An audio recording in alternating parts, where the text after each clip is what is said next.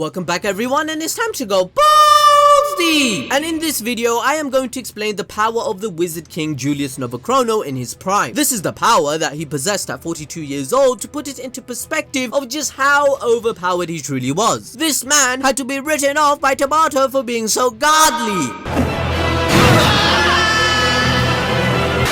Right now, in the community, there seems to be a notion that Julius lost to Patri due to the sacrifice of prioritizing citizens over himself to win the fight. However, after explaining his magic, strength, and knowledge, I want to bring forth the argument that Julius lost to Patri on purpose so that William, whom he loves and cares for, could come back safe and sound. Julius did not want to kill William and knew of the future events that would occur. He sacrificed himself on purpose as he had a rune on his forehead that would revive him. As revealed in chapter 35 and many others, Julius uses his magic attribute to manipulate time, meaning he can accelerate, deaccelerate, stop, or even reverse the flow of time. He is also able to heal injuries by reversing the time on his and other people's wounds, therefore being able to save lives. So you may be wondering, wait, what the hell? Why didn't he just heal his wound against Patri then? Oh boy, we'll get to that, don't worry guys. In chapter 143, it is revealed that Julius with Mana Zone can control all the mana in an area around him to increase his spell's power and range. By combining it with his time magic, he can age the flow of mana around him and foresee from where the attacks are coming from. However, even if the enemy's next step is foreseen by him, physical limitations can limit his reaction time. This is because Patri is the direct counter to Julius with light magic. In their fight, Julius's magic is described that he literally controls the passage of time. He can slow time to practically nothing, binding it and even destroy it. Look at the example of him doing this against Sally and the other Midnight Sun members. He destroyed them all within 5 seconds with chronostasis.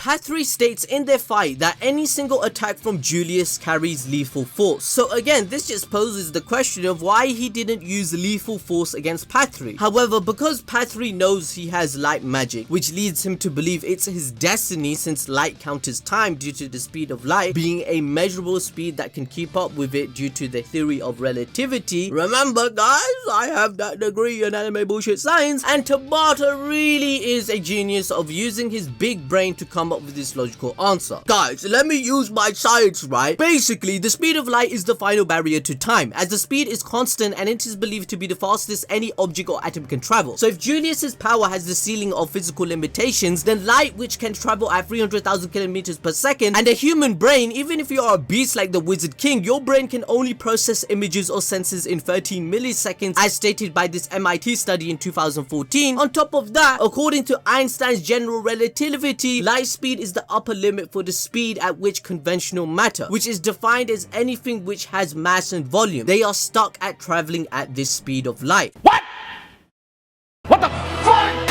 Basically, what I'm trying to say is that the closer you are to light speed, the slower time passes for you. So if you cross the light barrier, you are technically slower than time and you can react to it. That's why Patri counters Julius. Julius admits that light magic may be the fastest type out there, but he is confident that he can still defend against it, meaning that he doesn't even care if he's facing light magic. On top of that, Julius doesn't use lethal force against Patri because in chapter 143, Julius admits to himself and lets the readers know that he knew William was hiding something for a very long time. He knew there was part of him that he didn't let others see. This is because he wounded Licht in a previous fight, which meant William has been seen rarely. This implies the fact that he has knowledge of the situation and the meaning of William's curse mark being linked to the devil world. As we all know by now, Julius actually has fantastic predictions and could see the future that everything would work out. He used his magic to look far ahead, and this is proven by the fact that when he is revived, he immediately makes 3 predictions that an upcoming war with Dante will take place and that Asta will die. Not only that, he literally explains the concept of weird devil magic to Asta and the others, highlighting the notion that he knew all along about devils and what was going to occur after his death. Julius knew that he would be revived due to the ancient artifact he found named Swallowtail from the first Wizard King, a tool that had great compatibility with his magic. I mean, it's pretty well established that Julius is this selfless man man, as he said in chapter 143 to Patri that his goal is to create a future without discrimination. Therefore, it is implied that he knew William and Patri would become good guys due to the future generation of magic knights embodying his will to stop racism, prejudice, and injustice within the country that he has witnessed throughout his life. He literally remembers Asta and the others upon his so-called death. Julius foreshadows this himself by admitting to Patri that the way his magic works is by stealing time, which is stored away as reserves, and he is able to use it however he wants. But he holds a huge responsibility over it and therefore cannot die until the future becomes a reality. Julius is utterly broken, fam, and in his prime he could have easily defeated Patri if he wanted to, if he was actually being serious, as Patri himself describes his magic to not be of this world, and he is absolutely gobsmacked that he is even human when facing it. If every attack of Julius could be lethal, why didn't he have lethal intent against Patri? Well, why would he kill Patri? He has future knowledge that he doesn't have to kill Patri, since everything was going to work out if he had just decided to save the civilians of the kingdom and come back as a child. He even smiled upon his death. This was a way for William to be saved and not have to die by his hands. Patri literally admits himself in the fight against Julius that he isn't even trying. He states, "This man's strength,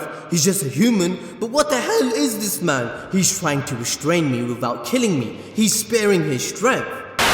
Now, even without Julius trying to kill Patri and going up against a magic attribute that counters him, he is still able to keep up with ease. Julius admits this himself, where he states to Patri, "Even though light magic is the fastest type of magic, that doesn't mean I can't keep up with it. This means Julius can keep up with light." For example, when Patri was throwing multiple magic light swords, he caught one of them in mid-air with his time magic just to throw it back. Another example of his incomprehensible speed is when he dodges a light whip from Patri, who tried to use 100% of his strength, but Julius easily gets behind him, and this is when Patri mentions his future sight is better. He preemptively knew where Patri's positions would be in the fight and what he was intending to do. He even declared to him that he can already see his future and that Patri has no way to win against him, so he should just give up. This immense speed is displayed one more time when he first faced the Midnight Sun members, if you can remember. He makes them look like a joke. Julius admits that he thought the Midnight Sun members would be stronger than what they displayed to him. This is because they are so utterly weak in front of him, but these are the same members that were making other magic knights at the time struggle, forcing them to use 100% of their power, such as Sally's fight with Asta and Gorsh. That was pretty intense, right? But Julius, he said, "Huh?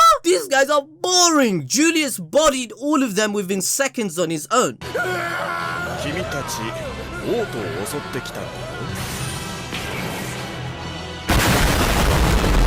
All the members of the Midnight Sun admit simultaneously that Julius Novachrono is just way too fast. So fast to the point that when all the members tried to attack him at once, his after images confused them on how the hell he is doing it. Keep in mind, he was smiling at the time and not even trying. Not only that, but as soon as he met them, he used his magic to kill two members instantly, as he accelerated their time to the point beyond decomposition and death, instantly getting rid of their existence in the world so quickly. This means if Julius truly wants to kill you, all he has to do is advance your time to the point that you are dust. He had so many opportunities to do this against Patri, but his love for William and the greater plan made him not do this. Now you're probably thinking at this point, wait a second, Anime Balls D, this dude is godly. His magic seems unstoppable. Is he even human? No! Well, when Julius first faced Patri, Patri calls his magic otherworldly, as if he's doing acts that are not even human. We also find out later that Julius is also an arcane magic user, which means he has incomprehensible magic according to the Heart Queen. Arcane magic users are people that have unlimited potential, as their status on the tier level system is different from everyone else. And since Julius is an arcane magic user, that means his magic works against devils. Therefore, this provides more evidence why Tabata wrote him off the show, because if Julius was alive in the story, it would have caused a block in Tabata's creative vision, since Julius would have been enough to help destroy the word magic devil that he introduced in the plot twist with the other magic knights to help him. But since Tabata wanted to introduce Licht and Lumiere with the awesome other plot twist to tie in all the stories together, in my opinion, he must have decided to write Julius off the story and just bring him back as a child. Julius is someone that is wise and battle hardened. When Patri sliced his chest open, he didn't even care and just healed it, which means if you fight Julius, you must destroy him in one big blow by knocking him unconscious, cutting his head off, or anything else. But good luck, mate, since he can see what you're going to do before you do it. Plus, as I stated, he can keep up with light speed. Even if you cut off Julius's arms or legs, he would be able to heal himself instantly. Now, to put it into perspective of how amazing Julius is, Mimosa before the time skip, before everyone got this huge power increase in the latest Dark Triad arc, she described that the Heart Queen is someone that could defeat the whole Golden Dawn on her own. That's how OP the Heart Queen is. In chapter 225, the Heart Queen is someone that has been making a contract with the Water Spirit for over 1200 years, and the past queens have been passing down their knowledge and expertise for this long. The Heart Queen's magic can cover a whole country, so if she is said to be stronger than the Golden Dawn 6 months ago, that means this applies to Julius Novachrono too. He is stronger than any Magic Knight squad in the Clover Kingdom put together. In chapter 145, we see that Julius's magic can cover the whole country, similar to the Queen. In chapter 146, Patri admits that he cannot kill Julius, so he will resort to this plan of destroying the kingdom by unsealing all his magic with the help of the magic stone. Julius doesn't have any of these amplifications or a 4-leaf grimoire to be as powerful as he is. His grimoire doesn't have a cover and is unique in its own way. Furthermore, the Heart Queen has the Water Spirit and all this knowledge of 1200 years. Julius is still as strong as her. In addition, in chapter 245, time skip Yami with his newfound power-ups of Mana Zone, flying, and learning a new attack combined with his zone that would pretty much one-shot any enemy. He counters Dante's gravity as his magic attribute Dark Matter allows him to use black holes, which gives him the opportunity to have a good battle against Dante at 60% Lucifer Devil power. Dante is the leader of the Dark Triad, and literally the king of demons Lucifer is with him. Dante is so powerful when you think about the events that have transpired so far. For example, 16 years ago, he took over the whole Spade Kingdom that belonged to Yuno's parents in just one day.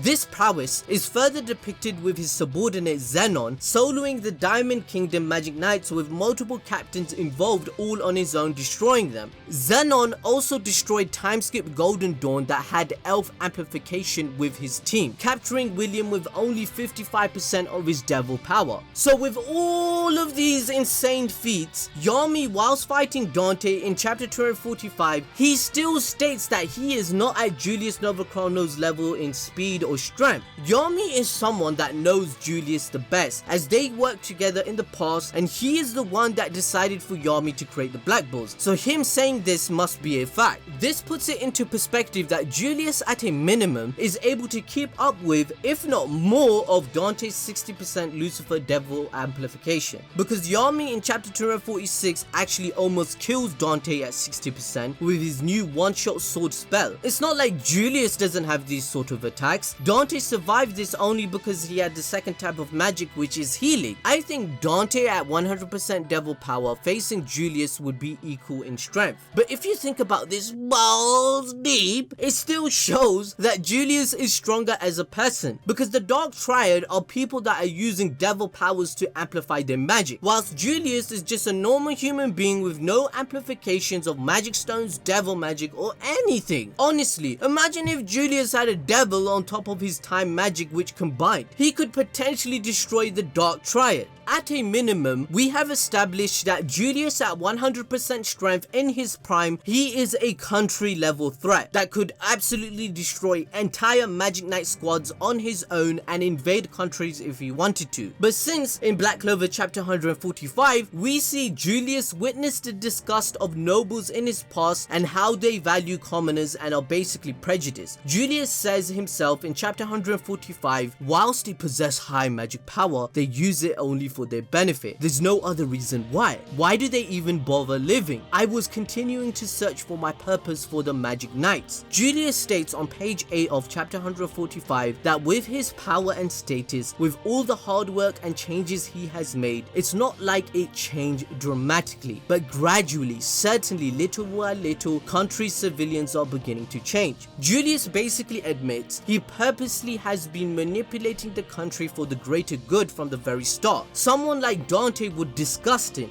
Julius coming back nerfed like he did with only one page in his grimoire is perfect, because not only does it solve the problem of being way too OP and a country level threat, but it leaves him more room to develop not only physically and magically, but emotionally as well, to go on this journey with Asta. Julius retains his wisdom, so he can still be used as a plot device to progress the story as he did with the 3 predictions he made and explaining devil magic to everyone. Julius has knowledge of things that the other characters do not have. Using my balls deep prediction magic, I think he also knows about the truth behind Noelle's mother Asta's death. He took a keen interest in the light triad, who are Asta, and Noelle, on purpose, because he understands they are key players in this game that will stop discrimination in the future, which is his dream. Julius being nerfed is so important because, as Kyber mentioned, Kevin, my editor, go check out his channel if you haven't. He also did a Julius Novachrono video, by the way. But if Julius was still strong now as he was when he fought Patri, Tabata would have to kill him every single arc, because naturally in shonen enemies get stronger, and when you beat those enemies, new and powerful enemies show up. It's always been that way. So having Julius permanently nerfed, or at least until he trains and becomes stronger again, is a much more efficient way of advancing the story with a lot less bullcrap and ass pulls and plot holes. Julius being in his prime and the Wizard King being that powerful, it would create a barrier of,